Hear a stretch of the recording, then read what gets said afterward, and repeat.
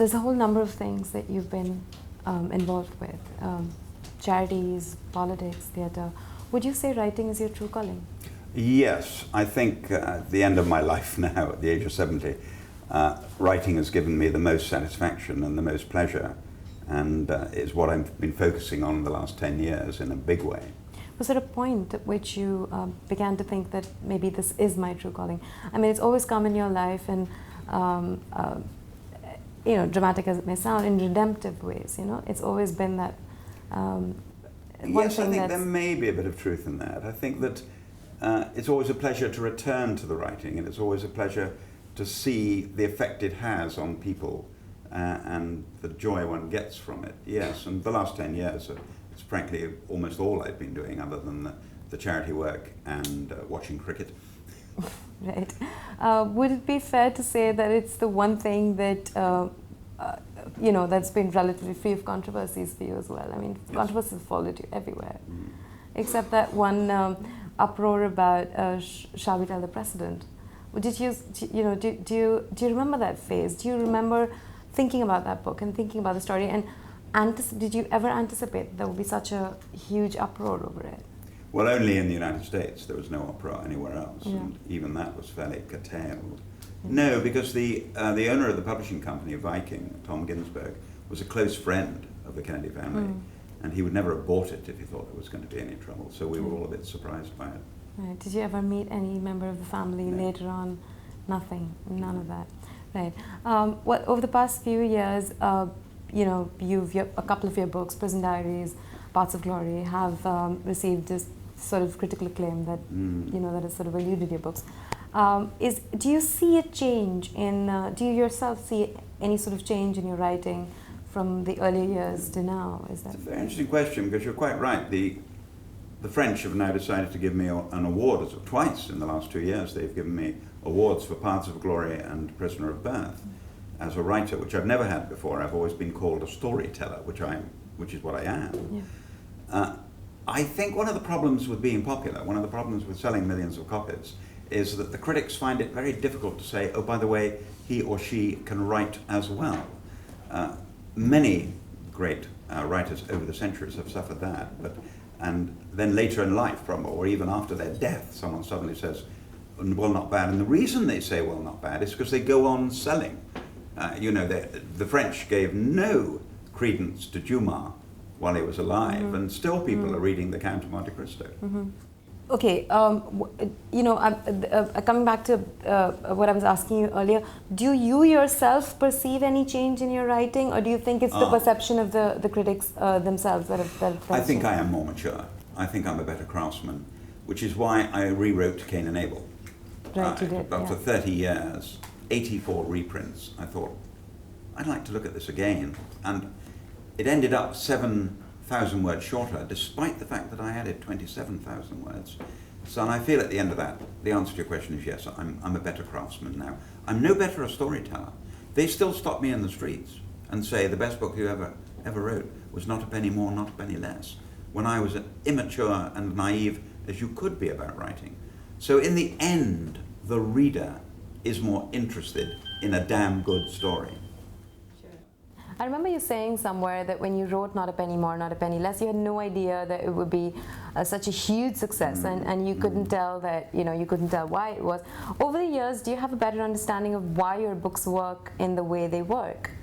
I can answer that question directly because so many people in India say to me it's still their favorite book, Not a Penny More, Not a Penny Less, despite the fact I've been writing for 35 years, obviously a better craftsman than I was when I was 34 years old.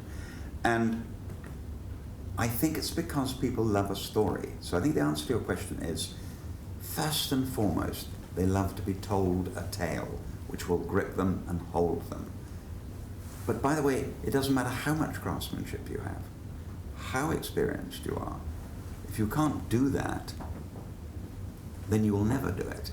So those people who love the first book don't seem to notice that it's actually quite a naive piece of writing, quite an immature piece of writing compared with, say, Only Time Will Tell.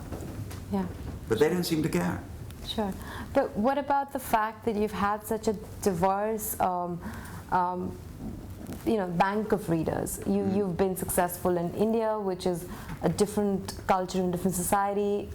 You've been successful in the West. What do you make of that? And well, there's no explaining that. You can get countries where no one reads you at all. For instance, I'm very well read in France and Germany, but not in Italy. So there's always places where they've still missed you and you still got to get to them. Sure. The Indian phenomenon I don't understand. I have never worked it out. How a book can go to #1 in one day is beyond me, and has even shocked the British. I've been speaking to the British press this morning. I've been addressing the question. They are just puzzled why, with all the authors there are in the world, Only Time Will Tell has gone to #1 in one day. I wish I could answer the question. I think the Indian people as a whole are aspirational. Yeah. They wish to achieve. They love a tale, a story about coming from where they are and getting to another place. Yeah. That's my conclusion. Yeah, and they're very loyal readers. Intensely loyal. Yeah. I mean, it's like being a pop star, but nowhere else in the world. It's like being a pop star here. Okay. What about theatre? Is that something you want to go back to? First love. Do you want to do more of that? And I mean, you're tied up writing this book over the next 5 years, but I invest a lot in the theatre. I own 50% of Greece, 25% of The Sound of Music, 25% of Chicago. Yeah. So the money I make on the books, I often put back into the theatre. Lots of it loses, by the way, but I love backing the theatre. So a lot of it loses. But what about creative involvement? I mean, you've acted, you've done all of that. So is that something you want to go back to? Well, if I could get one of my books made into a film and someone offered me a small part, I would take it seriously. But no, the concentration is on these 5 books. The focus is on these 5 books. And because of my age, to try and make it the best thing I've ever done in my life. There's so much you've done in life. Whatever you've been interested in, you've gone ahead and done it. Is there still something that you haven't tried and you really want to try? I have failed to open the batting for England against India. I have failed to captain England. I have failed on the cricket field completely and hopelessly. And I am in envy of any person who achieves it. I shall be there today watching India versus South Africa because I love the game. And these two teams are so clearly, very closely fitted. It's very different types of teams. Okay, one final question for you. Well, not a serious question, but if you had to answer this, while I'm asking, who is Jeffrey Archer?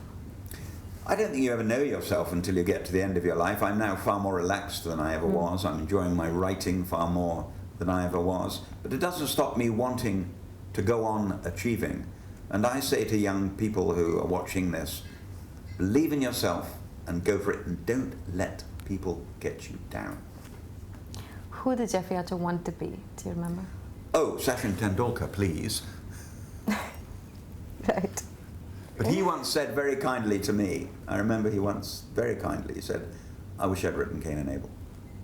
Which was a very kind thing to say, because he knows, they all know, that cricket team know how much I love them and how much... I'm sure he meant it. He's an avid reader of yours. So. Yes, he is. I'm sure he meant it, but it was so touching.